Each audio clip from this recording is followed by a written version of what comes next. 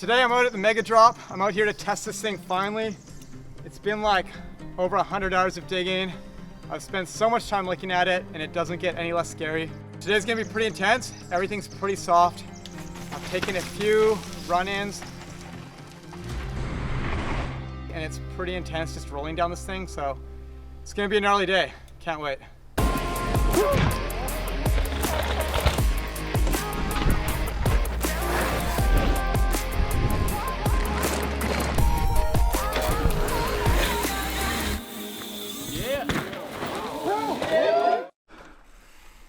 Oh, not small. Just thinking of the speed that we're hitting that at. Yeah, I know. It's probably like, it's always less than you think with drops. That's the thing. Those feels.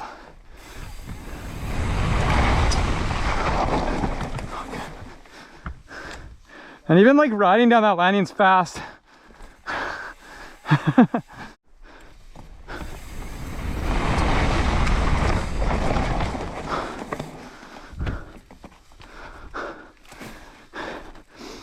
Yeah, if I go a little too deep, that berm's gonna feel really tight. I think I'm gonna kind of aim more inside just so I have more space before the berm. So that berm comes in really, really hot. Kind of tricky one to judge the speed on though. Very tricky.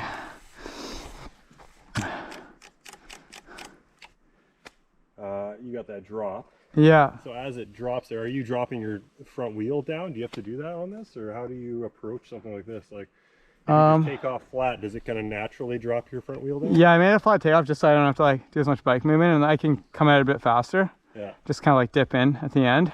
Yeah. If it had a lip, you could technically go off it slower, but then when you're like going slower, you're gonna hit with more impact, and then you're gonna be coming from higher down. Yeah. So if it's like if it's a step down, it's gonna have a heavier impact. And I didn't think the landing felt that steep, but it actually feels quite steep when you're just rolling down it. So it's probably steeper than I was thinking it would feel. Yeah.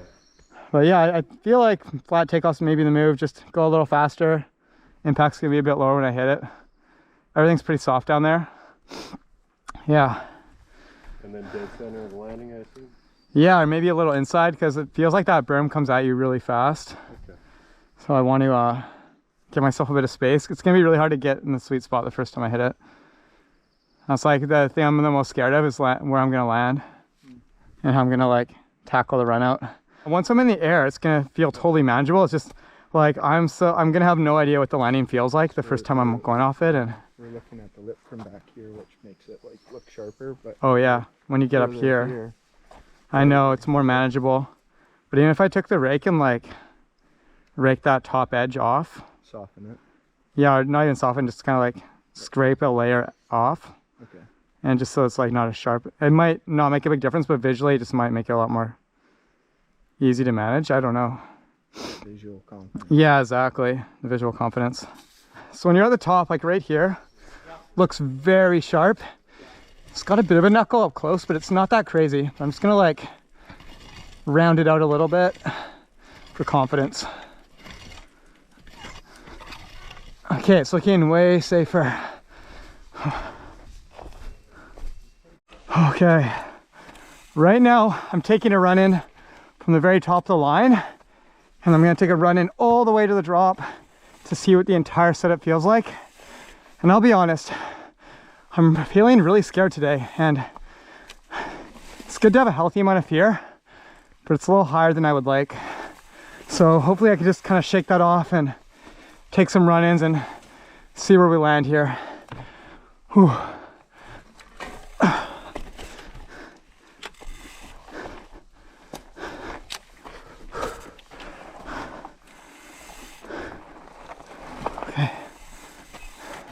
All right, so out here capturing some shots for Mark Matthews. He's got an absolutely insane drop here, and I'm just doing my very best to capture it on my own here.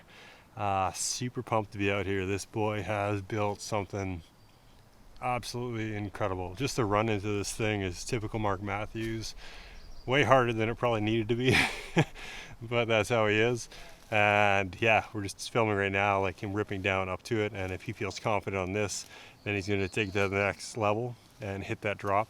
So we're just kind of preparing everything as best we can.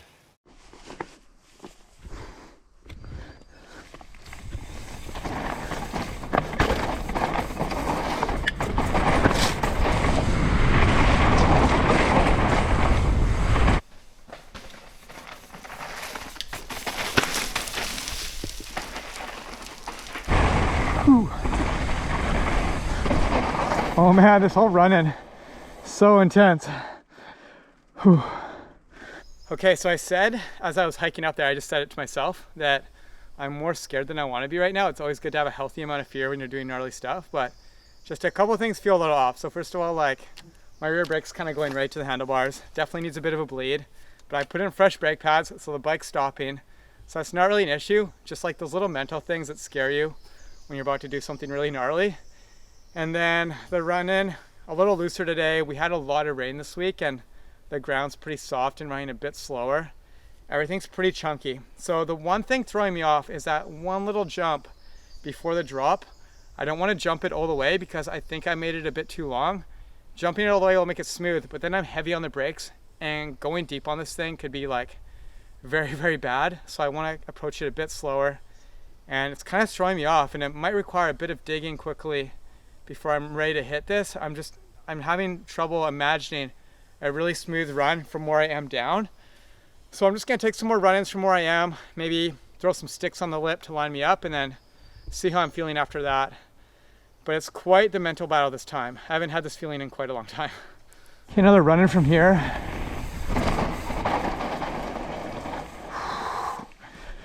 Yeah, that compression through there. I might try to like gap it a bit more now and then oh, and then see how I am for stopping.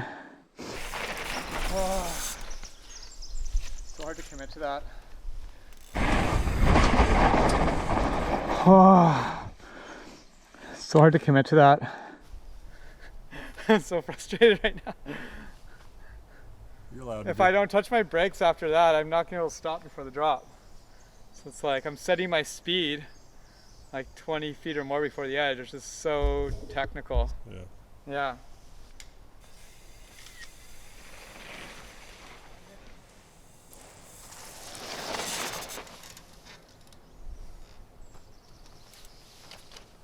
Another. I have such a quick moment to get that speed right. The pocket sets you up nice. Yeah. It's just like how much brake do I grab or not grab?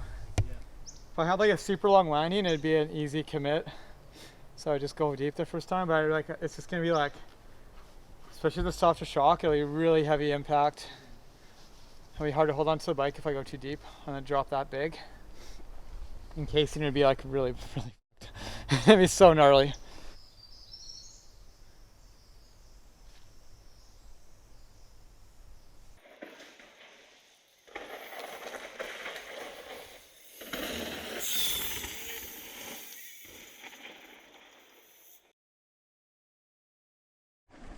If I was in the air right now with this view, like, yeah, it's a big jump, but I wouldn't feel like I'd be panicking or anything. I'd just be setting up for the landing. So it's just the setup is so blind and intimidating, technical. Another run-in.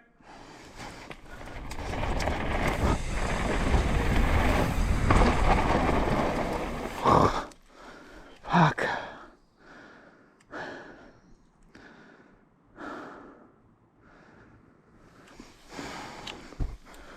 Okay, so coming outside into the pocket. Oof. I don't know. Okay, well, unfortunately, I'm gonna back out from hitting the mega drop today. It's just not my day. I have too much on my mind, and honestly, anytime I take this many run-ins, bad things happen. That's just been my history, and I really have to trust my gut with this. And I find personally for me, it's good to like have days like this sometimes because you get to give yourself some time to calculate the feature a little more. By taking those extra run-ins, I allowed myself to learn the run-in better. I have an approach in my mind now where I'm gonna hit this little pocket and then just stay off the brakes and see where I land. But right now, I'm not comfortable with that risk. Because it's such a difficult feature to calculate, you have to take a pretty big risk. You have to be okay with hitting the run in a certain way and then just letting loose and seeing where you end up. And because I have so much on my mind today and I want to have like a really awesome week since I'm going to Red Bull Hardline tomorrow, I don't want to take the risk of potentially crashing and getting hurt. Even a small crash would suck right now. And you have to come into features like this being totally okay to have a little crash, coming in with full attack mode, just trusting it's going to work. And I'm pretty confident it will work, but my risk tolerance today is way down here. It needs to be somewhere in the middle. So I'm going to call it. I'm feeling better about this than ever though, because I've been able to memorize the run-in a little bit. The run-in is getting sketchier too, the more and more runs I do, because I'm getting a chopped up landing zone before the takeoff of the drop. Before I leave today, I'm gonna do a nice quick slap pack of all the dirt here, and then we're just gonna hike out and call it a day and come back on a better day. That's what it's all about, just smart risk management and being in the right mindset, being in a full aggressive mode. So the more aggressive and focused you are, the better outcomes usually are, and we want the best outcome possible for this. It's way too high risk of a feature not to. So that's it for today's vlog. We're gonna end it off with some riding though, as usual. So we're not just leaving you guys hanging with no riding, just a bunch of run-ins. I had some pretty epic downhill laps 2 days ago. Let's end off the video with that and call it a day. Thanks for watching, guys.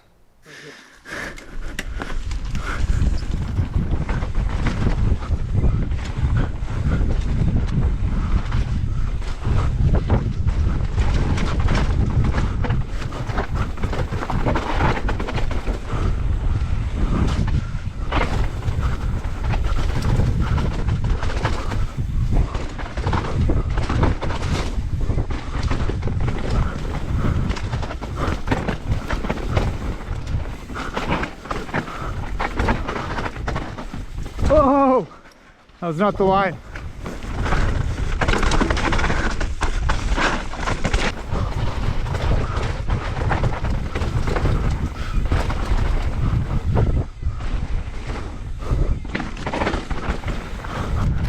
Oh, yeah.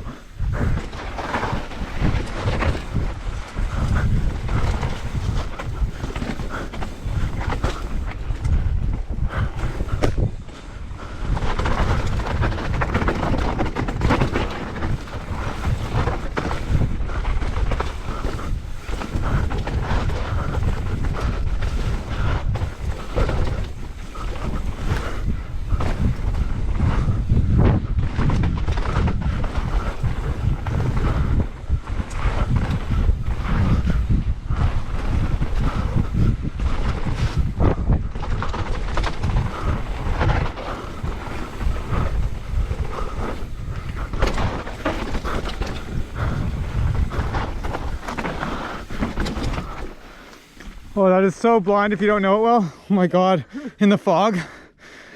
I was like, how tight are these linings? I can't remember. Okay, let's go.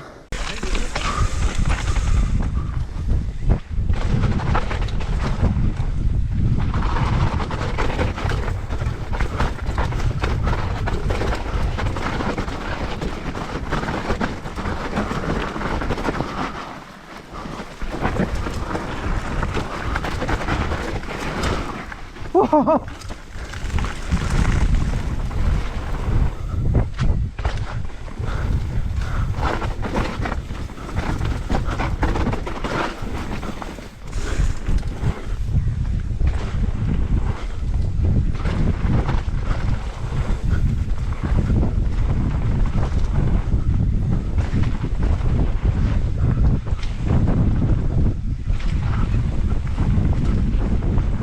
Yeah.